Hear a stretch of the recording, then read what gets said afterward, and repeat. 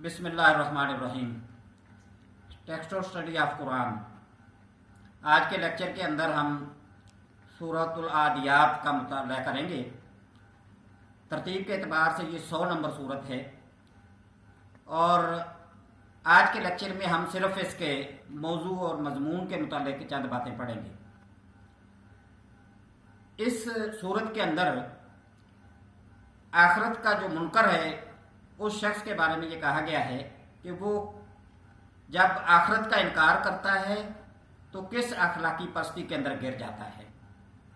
और दूसरी तरफ इस सूरत के अंदर ये बताया गया है कि क़यामत के दिन इंसान से जब बाज़पुरस होगी तो फिर उसकी ज़ाहिरी सिर्फ चीज़ों को नहीं देखा जाएगा, बल्कि सारे जो उसके दिल के राज हैं, जो चीज़ें पोशीदा हैं, वो भी सारी उसके सामने ले आई जाएंगी। ये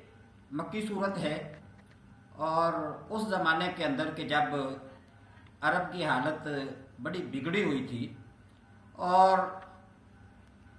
कबीले एक दूसरे के ऊपर छापे मारते थे, एक दूसरे के साथ दुश्मनियाँ भी थीं, एक दूसरे का माल लूटना वो अपने लिए जायज़ समझते थे। और इन हालात के अंदर जो लूट जाता था वो तो मातम करता था, लेकिन लूटने वाला खुश होता था। लेकिन जब कभी कोई ऐसा मौका आ जाता कि लूटने वाले के अपने साथ कोई ऐसा वाक़या हो गया है तो वो भी उसी सूरत हाल से दो चार हो जाता था। अब इन हालात के अंदर इंसानों को ये समझाया गया है कि तुम्हारी अखलाकी हैसियत क्या होनी चाहिए, तुम्हारे अंदर इंसानियत होनी चाहिए और तुम्हारी जो अखलाकी गिरावट है उसके बारे में तुम्हें सोचना चाहिए। और तुम इंसान होने के नाते तुम एक दूसरे के खैर खा कैसे हो सकते हो और कैसे तुम एक दूसरे के साथ हमदर्दी का रवैया इख्तियार करने के नतीजे में तुम्हें वो सारी चीज़ें तुम्हारे अंदर पैदा हो जाएं कि जो अल्लाह ताला इंसानों के अंदर पैदा करना चाहता है। अब ये सारी चीज़ें अरब के उस मुआशरे को सामने रख के कि जिसके अंदर सारी वो बुराइयाँ पाई जाती थीं, उनके अंदर इस सूरत के अंदर इसकी सारी आयात जो हैं उनके अंदर इस तरह की चीज़ों का तज़किरा किया गया है कि इंसान दर हकीकत जब उसके पास कुव्वत होती है, इख्तियार होता है, उसका कबीला होता है, तो वो दूसरे को नीचा दिखाने के लिए, उसका माल हड़प करने के लिए और उसकी जायदाद पर कब्ज़ा करने के लिए वो अपनी उस ताकत के ज़ोर पर और अपने ख़ानदान की कुव्वत की बुनियाद पर वो उनके सारे माल को हड़प करने की कोशिश करता है, जायदादों के ऊपर कब्ज़ा करने की कोशिश करता है। तो यहाँ पर उसको ये एहसास दिलाया गया है कि वो जो क़यामत का दिन होगा, वो जो आखिरत का दिन होगा,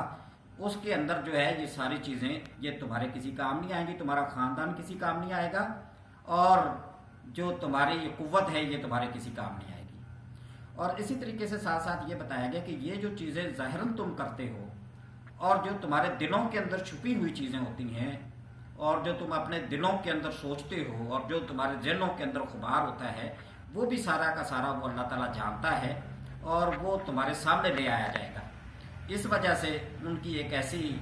तरबियत करने के लिए और उनको इस चीज़ का एहसास दिलाने के लिए इस सूरत के अंदर मुख्तलिफ कस्में खाने के बाद उस क़यामत का और आखिरत का जिक्र किया गया है। और मक्की सूरतों का ये खासा है कि उसके अंदर ज़्यादातर क़यामत के हवाले बयान किए गए हैं, आखिरत का जिक्र है और इंसान को झंझोड़ा गया है उसको बताने और उसको सिखाने के लिए ये सारी चीज़ें कोई सी मसाले देकर और वाक़यात बयान करके उनके ज़हन नशीन करने की ये कोशिश की गई है कि जिसके नतीजा के अंदर वो उस क़यामत के लिए और आखिरत के लिए अपने आप को तैयार कर सके।